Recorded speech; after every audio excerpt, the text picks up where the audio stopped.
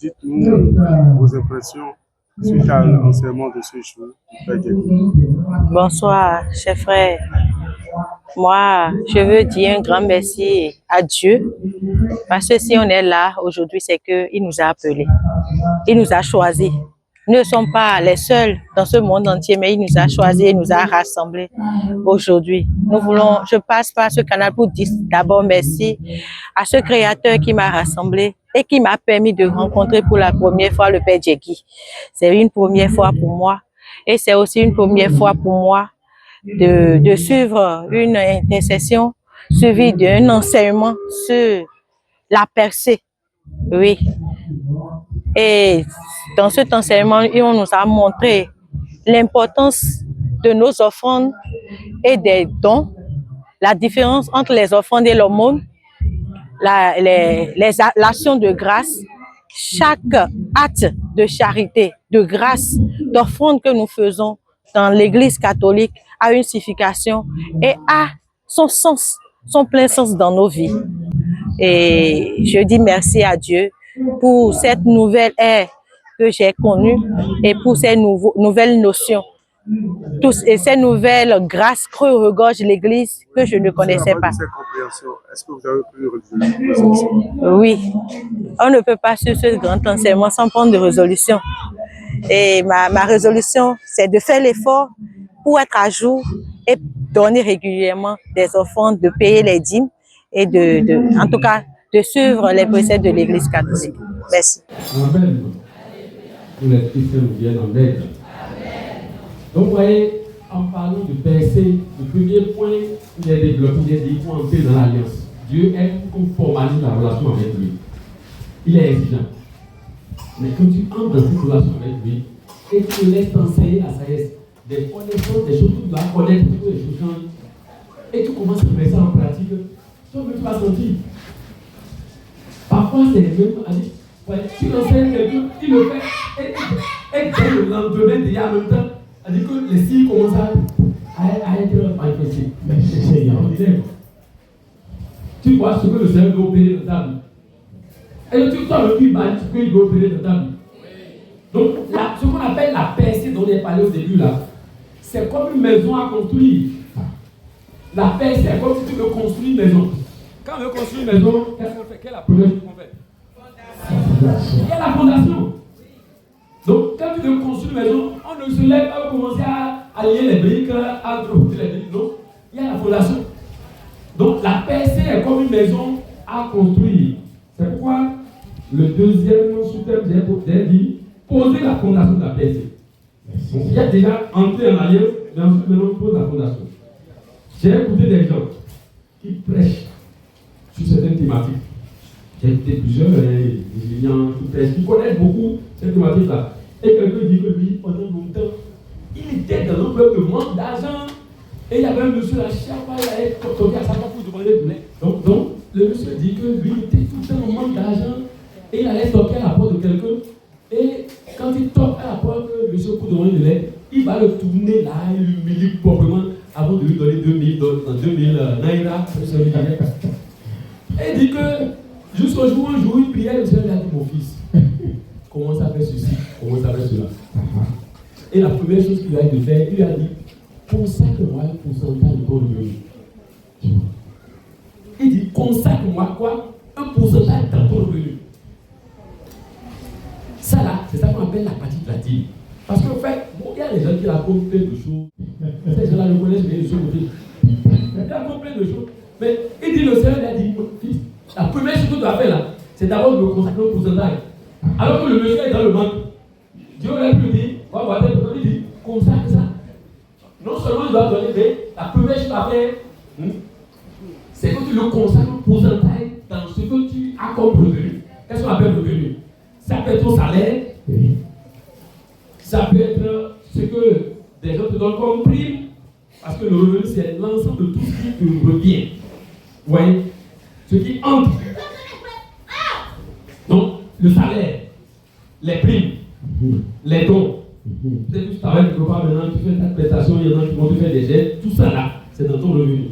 Parce qu'il y en a qui pensent que le revenu c'est seulement le salaire. Bon, le revenu c'est tout ce que moi, mon revenu là, tout ce que je reçois. Moi, je reçois. On m'envoie. Quelqu'un m'envoie et dit, ça va pas être mon revenu. C'est dans tout ça que j'ai puisé ce que j'ai consacré au Seigneur. Donc le Seigneur a dit, consacre-moi d'abord un pourcentage de ton revenu. Le Seigneur peut dire, ah non, moi je n'en ai pas, toi, tu sais où tu connais ma situation. Il dit, toi-même, promets-moi un pourcentage d'abord. Du coup, ces auteurs ont dit que et pour bâtir la maison, pour poser la fondation, nous savons dans 1 Corinthiens 3, verset 11, c'est Paul qui ceci, il dit, la pierre de fondation. Il dit, la pierre de fondation,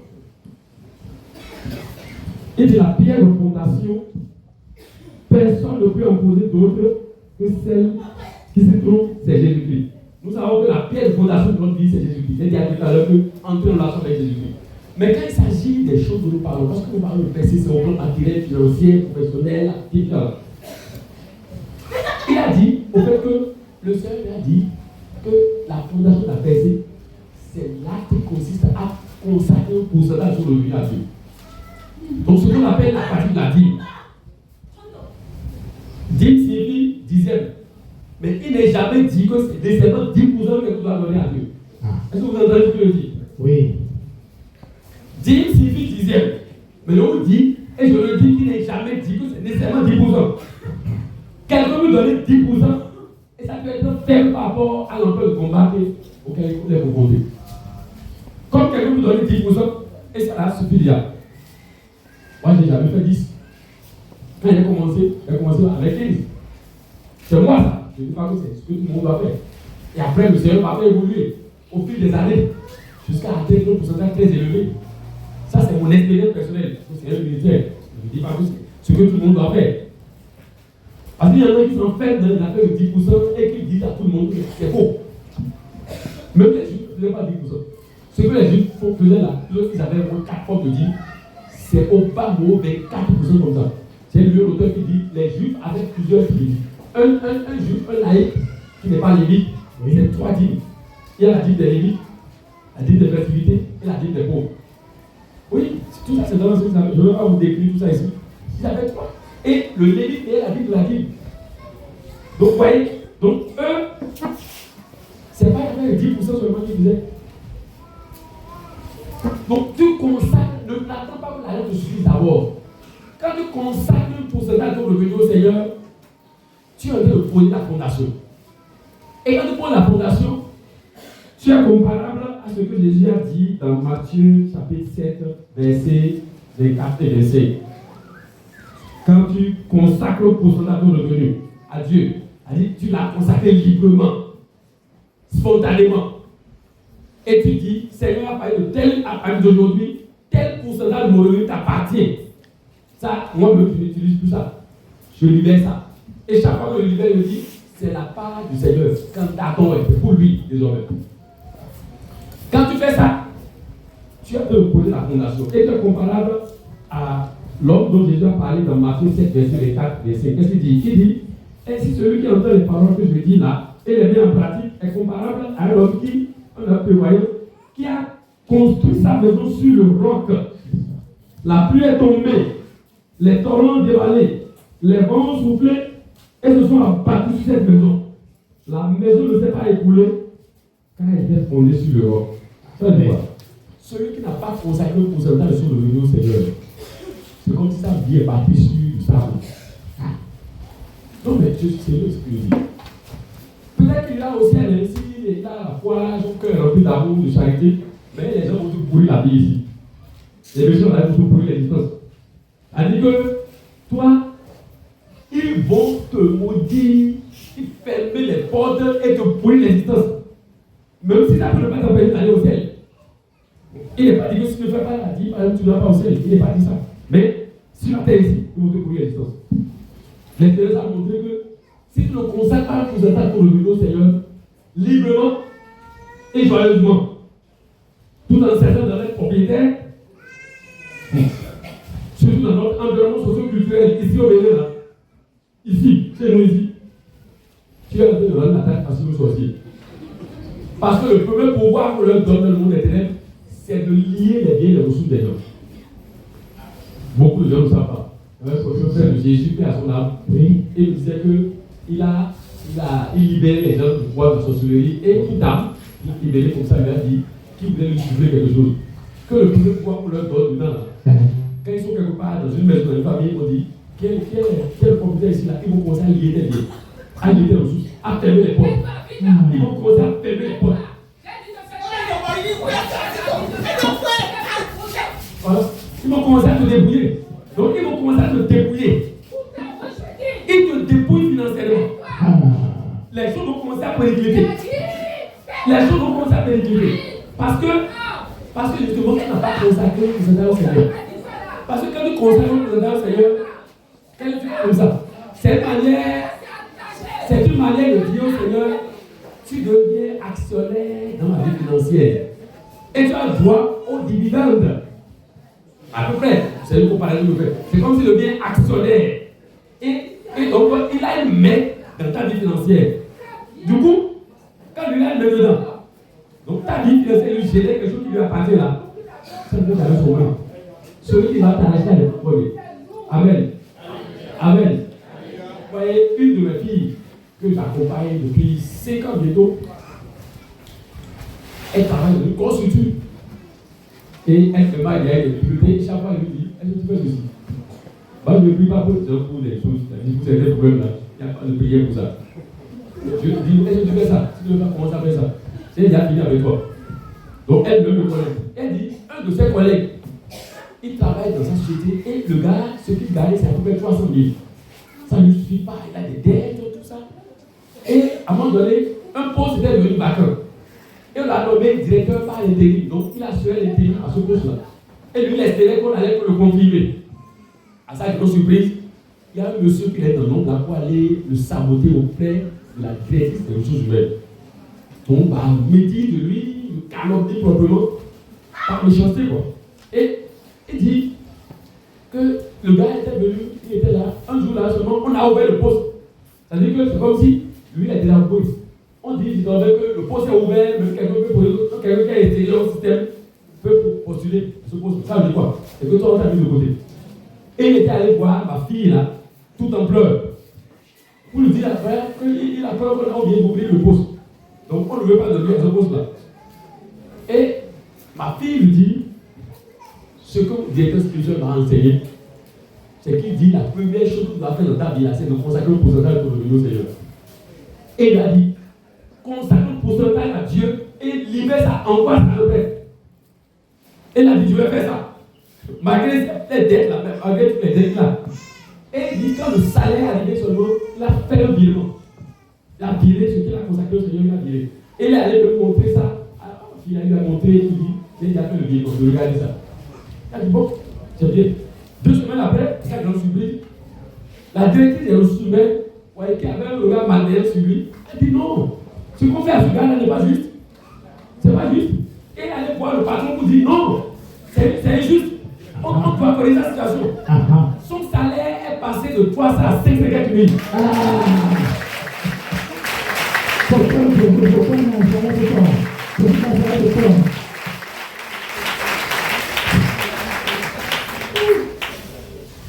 Donc ça ne fait pas un mois que j'ai ça. Ça fait pas encore un mois.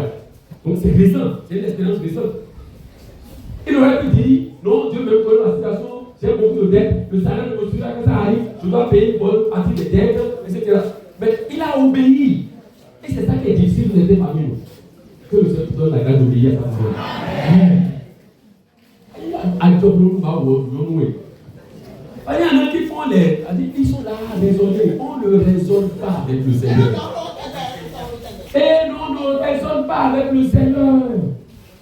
Donc, il faut oser lui consacrer un pourcentage, même si ça ne te suffit pas.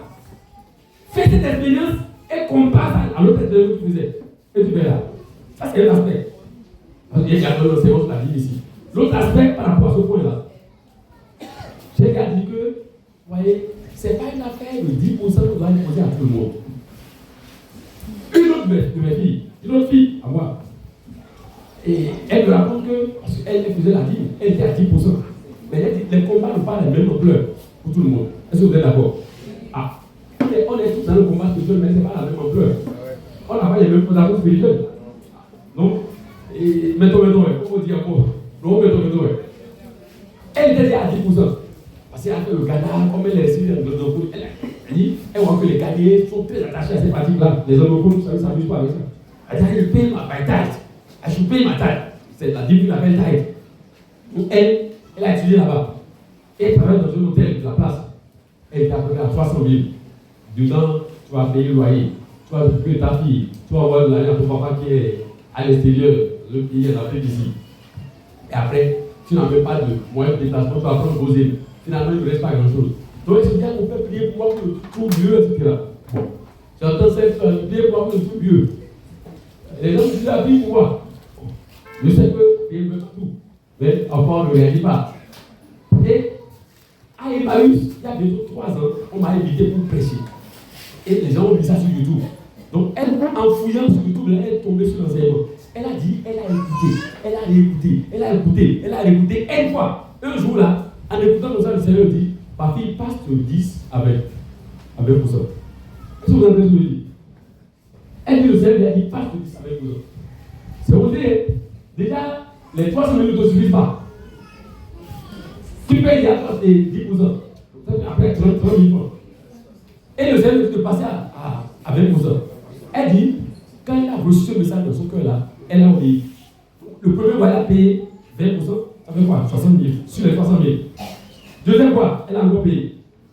Troisième mois, dès qu'elle a payé le troisième mois là, alors même qu'il y avait une situation conflictuelle avec le supérieur hiérarchique, les patrons ont décidé de faire une augmentation de salaire.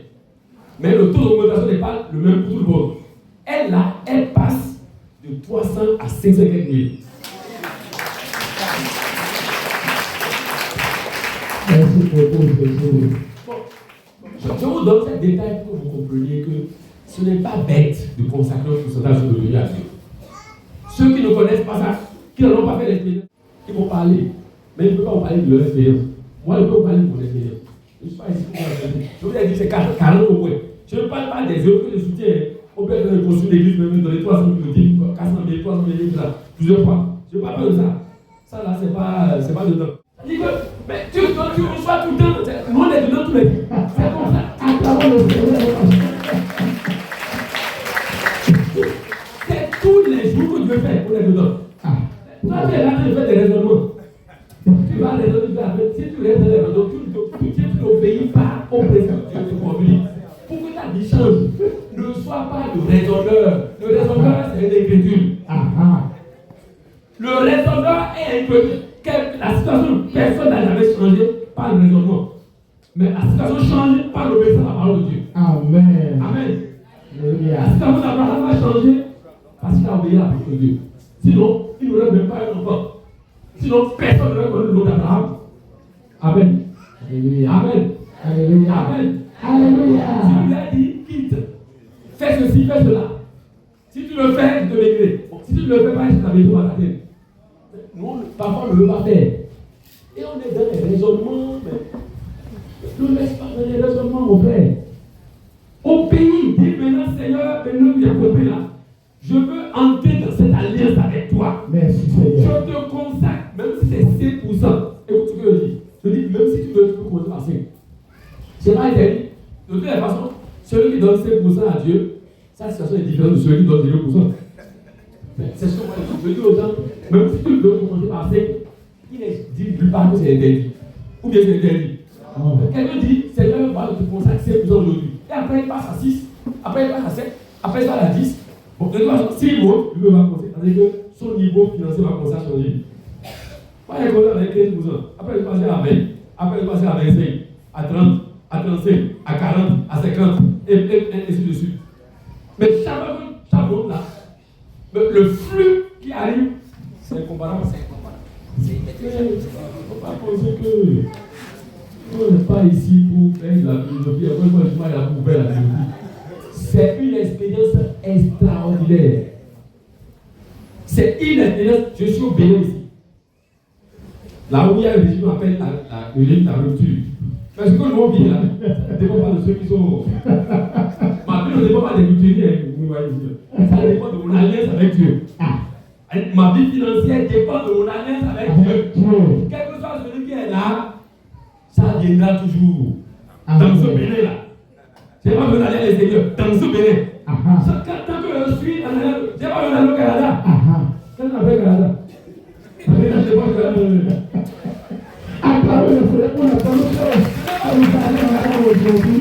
Je suis la terre béninoise, Dieu me bénit tous les jours. Mais il envoie tout le temps. Il envoie. Je libère, il envoie. Je libère, il envoie. Je libère, il envoie. C'est ce qu'il veut faire pour toi aussi. C'est ce que Dieu veut faire pour toi aussi. Amen. Il veut enlever de ta vie l'esprit du manque. L'esprit de la misère, il veut enlever ta vie. L'esprit de la pauvreté, Dieu veut le chasser de ta vie.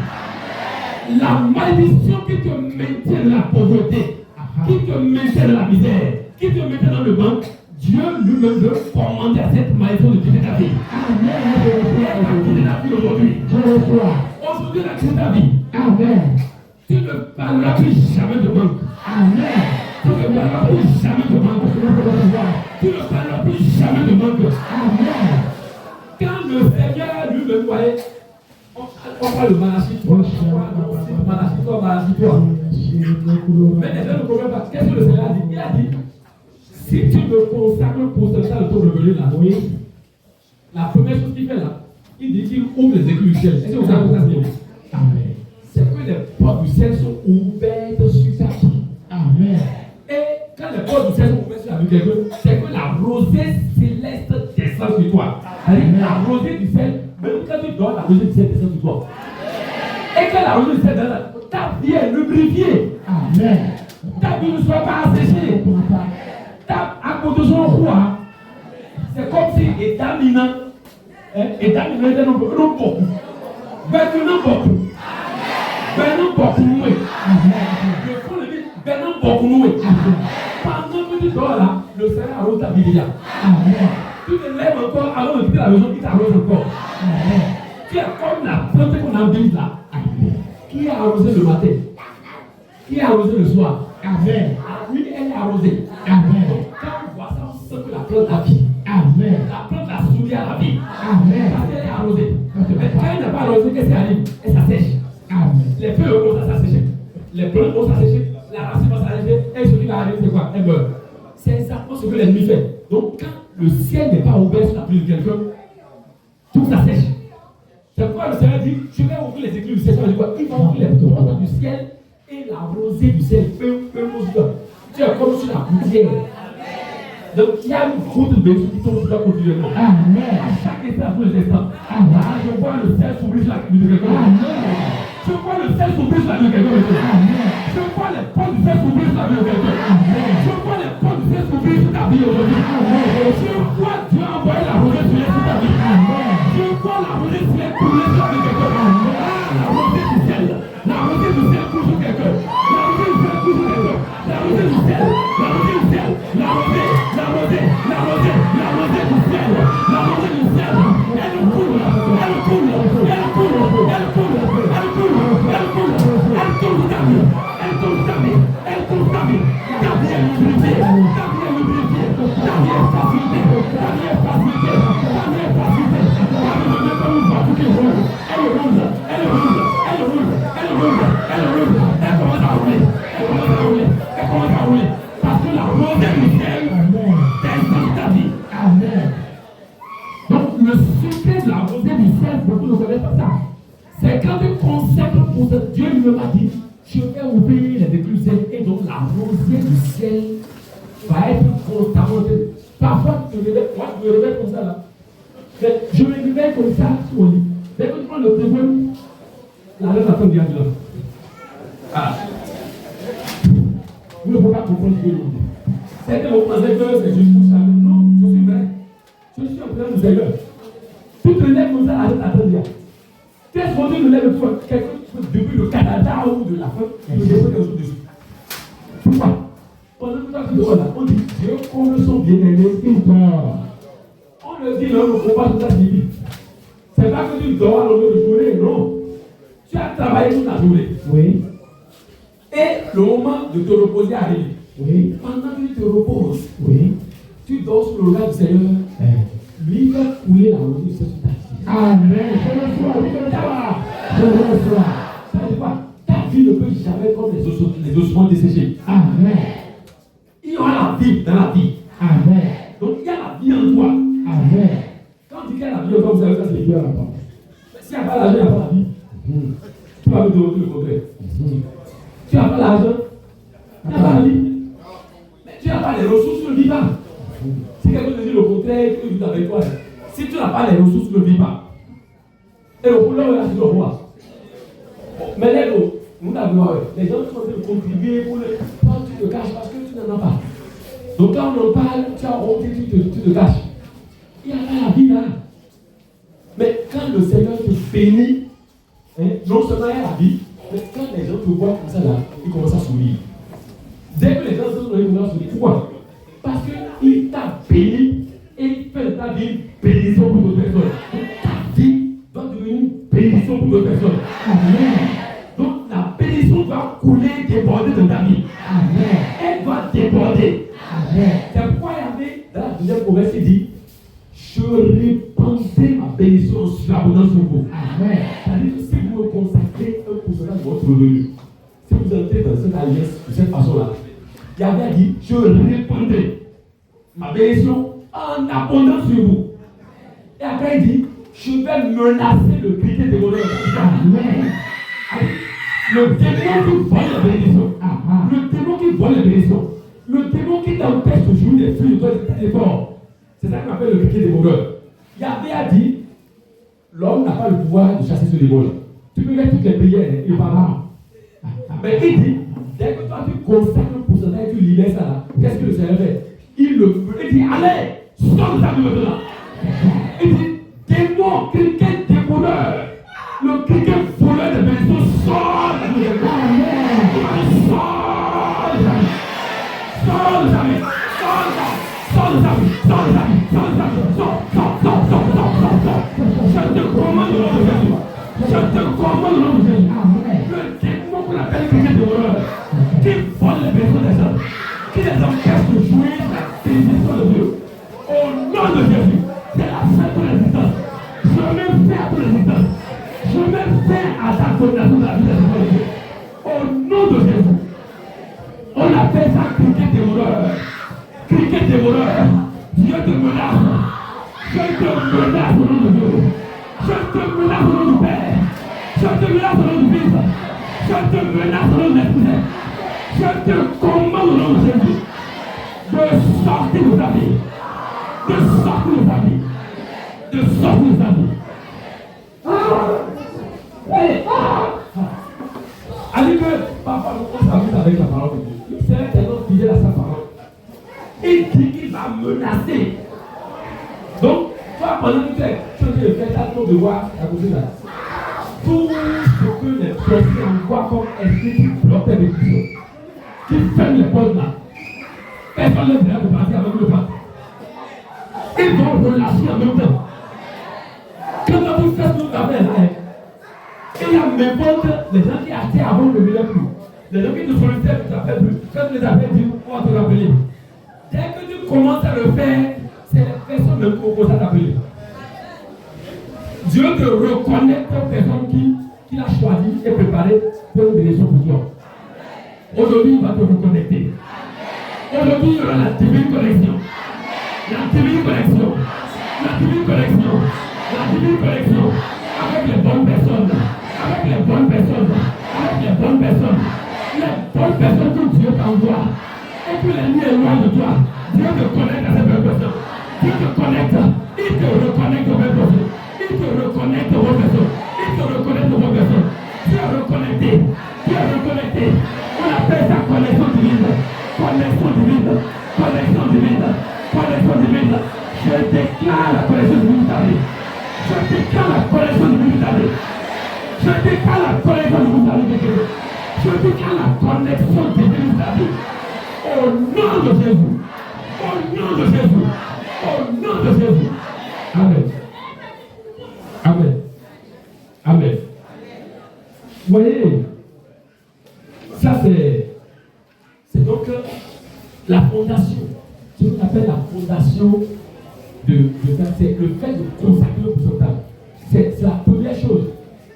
Si vous ne le faites pas, Votre vie est comme sur du sable. Parce qu'en fait, vous voyez, quand vous le faites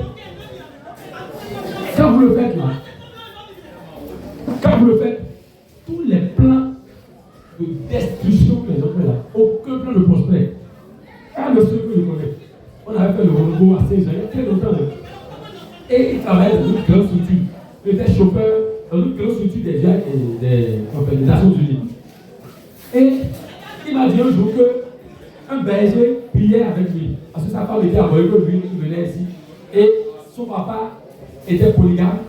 Il a plusieurs biens, donc il y a une maison, chacun a sa chambre. Personne ne peut aller manger à côté parce qu'il y avait la méchanceté. Et ils se créaient mutuellement. Et il dit un jour, un berger allait chez lui. Et pendant qu'il priait, le berger lui a dit, les gens disent qu'ils te cherchent, ils cherchent pas dans tes ne trouvent pas.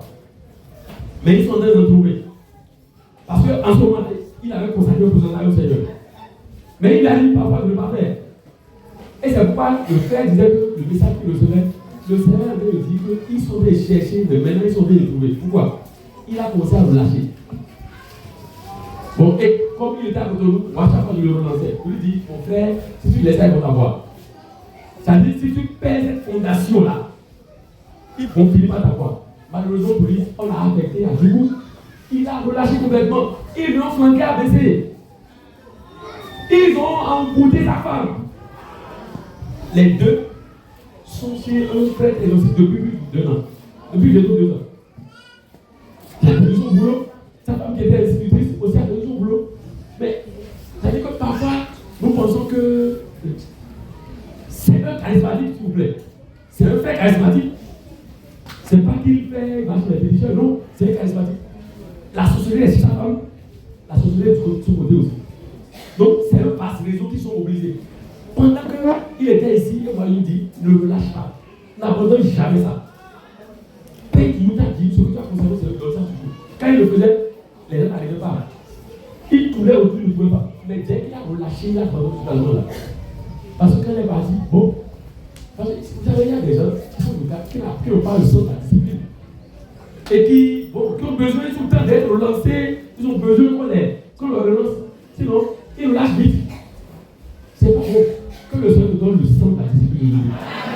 La grâce de la discipline, de la fermeté. Quand tu vas commencer à le faire, toi, tu vas témoigner. Tu vas témoigner. Quand tu vas commencer à le faire là, c'est là où tu vas voir que la main du Seigneur va te faire triompher. La main du Seigneur va te faire triompher. Les gens vont tourner autour de toi et ils ne vont jamais pas te développer. Ils vont tourner autour de toi. Ils vont envoyer les démons. Chaque fois qu'ils vont venir là, ils verront la bénédiction de ta vie. Parce que tant que la bénédiction est sur ta vie là, la bénédiction est une lumière. La bénédiction assure la protection.